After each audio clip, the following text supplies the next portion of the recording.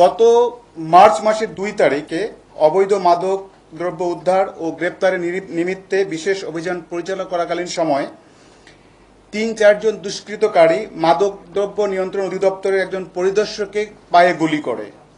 এর প্রেক্ষিতে ওয়ারী থানায় একটি মামলা রুজু হয় এবং সেই সংক্রান্তে 4 জনকে অ্যারেস্ট করা হয় এবং ওই ঘটনায় 3টি অস্ত্র উদ্ধার করা হয়, একটি 9mm পিস্তল, একটি 32 বোর রিভলভার এবং একটি 7.65 পিস্তল এবং 23 রাউন্ড গুলি উদ্ধার করা হয় এবং সেই ঘটনায় 4 জনকে আমরা অ্যারেস্ট করতে সক্ষম হই।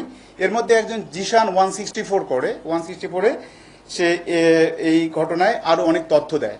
এই তথ্যের প্রেক্ষিতে আমরা পুনরায় অভিযান শুরু করি এবং বাকি যারা এই ঘটনায় জড়িত তাদেরকে আমরা অ্যারেস্ট করার চেষ্টা করি। এরই প্রেক্ষিতে জুন মাসের 18 তারিখ গোপন তথ্যের ভিত্তিতে যাত্রাবাড়ি থানাধীন সায়েদাবাদ এলাকা হতে সজল এলিয়াস অটো সজলকে আটক করা হয়। আটককালে অটো সজলকে ব্যাপক জিজ্ঞাসাবাদ জানা যায় ওয়ারী বিভাগের গেন্ডারিয়া থানাধীন স্বামীবাগস্ত এলাকায় তার ভাড়াকৃত বাসায় মাদক রয়েছে। বিষয়টি ঊর্ধ্বতন কর্তৃপক্ষকে অবহিত করে তাদের নির্দেশক্রমে যাত্রাবাড়ি থানা পুলিশ কর্তৃক উক্ত বাসায় তল্লাশি করে 2টি তরাস ব্র্যান্ডের পিস্তল উদ্ধার করা হয় এবং 4টি ম্যাগজিন এবং 77 রাউন্ড গুলি উদ্ধার করা হয়। এই 2টি অস্ত্র 2টি পুলিশের ব্যবহৃত অস্ত্র তরাস মডেলের অস্ত্র ছিল।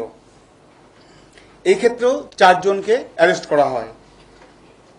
পরবর্তীতে তাদের দেয়া তথ্যের প্রেক্ষিতে আমাদের টিম গোয়েন্দা ওয়ারী বিভাগের ডিসির নেতৃত্বে গোয়েন্দা তথ্য কালেকশন করা হয় এবং যারা অবশ্যই তাদেরকে গ্রেপ্তারের চেষ্টা করা হয়।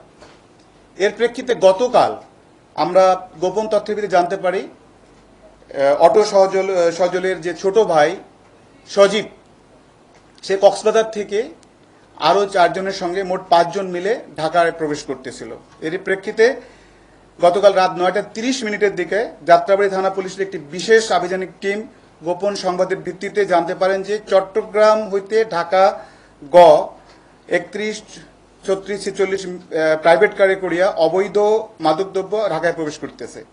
আইনগত ব্যবস্থা গ্রহণের জন্য যাত্রাবাড়ি থানাধীন মাতোয়াল ইউটার্ন সংলগ্ন মুক্তি পেট্রোল পাম্পের সামনে পাকা রাস্তার উপর চেকপোস্ট স্থাপন করা হয়, যাতে করে আমরা ওই গাড়িটি চেক করতে পারি।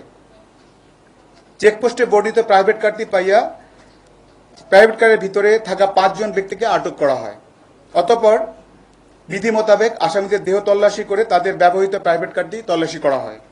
আসামিদের নিকট হইতে তাৎক্ষণিক অবৈধ কোনো মাদকদ্রব্য না পাওয়া গেলেও পরবর্তীতে ব্যাপক জিজ্ঞাসাবাদে ওই গ্যান্ডারিয়া থানাধীন তারা যেখানে বসবাস করেন সেইখানে নাসির আলীর বাড়ির 3য় তলা বিল্ডিংয়ের নিচতলায় ভাড়াটিয়া মোহাম্মদ ইমরানের ফ্ল্যাটে অবৈধ মাদকদ্রব্য আছে। উক্ত সম্মতির ভিত্তিতে আমরা সেখানে তল্লাশি কার্যক্রম চালাই এবং 1 নম্বর আসামি মোহাম্মদ সজীব এবং 2 নম্বর আসামি মোহাম্মদ হিমু এর দেখানো ও উপস্থাপন মতে 6 নম্বর আসামি ইমরানের শয়নকক্ষের খাটে নিজ হইতে সাদা রঙের প্লাস্টিকের বাজারের ভিতর হইতে বিভিন্ন ধরনের অস্ত্র উদ্ধার করা হয়। 4টি বিদেশি পিস্তল, 3টি ম্যাগজিন, 12 রাউন্ড তাজা গুলি উদ্ধার করা হয়। এছাড়াও আসামিদের অপরাধমূলক কাজে ব্যবহৃত একটি সাদা রঙের প্রাইভেট কার জব্দ করা হয় এবং আসামিদের ব্যবহৃত 6টি স্মার্টফোন জব্দ করা হয়। গ্রেপ্তারকৃত 2 নম্বর আসামি মোহাম্মদ সজীব শীর্ষ সন্ত্রাসী ও অস্ত্র ও গডফাদারের সজল অটো মেট্রো ছোট ভাই, যেটা আমরা অটো সজল নামে পরিচিত, তার ছোট ভাই এবং অটো সজল বর্তমানে জেলখানায় রয়েছে। অটো সজল জেলখানায় যাওয়ার পরে এই মাদক এবং অস্ত্রের এই ধরনের কার্যক্রমের সঙ্গে এই সজীব জড়িত হয়ে পড়ে এবং সজীবকে আমরা গতকালকে আমরা এই 4টি অস্ত্র সহ গ্রেপ্তার করতে পারি। এই 4টি অস্ত্রের মধ্যে একটি অস্ত্র পুলিশের ব্যবহৃত অস্ত্র,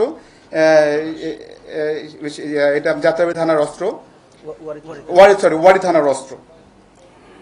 তো এই ছিল আমাদের সব মিলে একই ঘটনায় আমরা এখন পর্যন্ত 9টি অস্ত্র উদ্ধার করলাম একই গ্রুপের কাছ থেকে। প্রথমে 4টি, প্রথমে 3টি, মার্চ মাসে, জুন মাসে 2টি এবং আজকে 4টি। এই একই গ্রুপের কাছে 9টি অস্ত্র আমরা উদ্ধার করতে সক্ষম হয়েছি। পাশাপাশি উল্লেখযোগ্য সংখ্যক গুলি এবং ম্যাগজিন এবং কিছু কিছু ক্ষেত্রে উল্লেখযোগ্য সংখ্যক মাদক উদ্ধার করতে সক্ষম হয়েছি।